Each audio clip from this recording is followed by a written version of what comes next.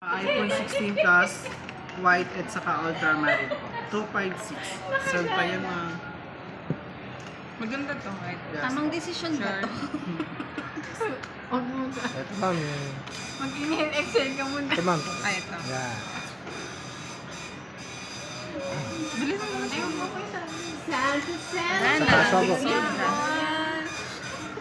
Naka 16 plus. Yan.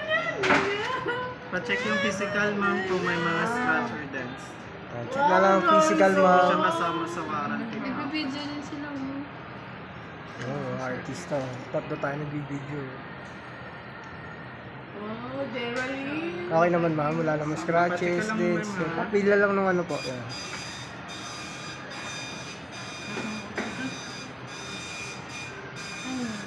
Type C din yan, ah. Type C na yan ma'am. C2C.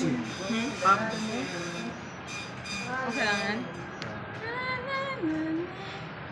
Check na screen ma'am kung may mga scratches. Ganito na pala yung charger mo. Oo.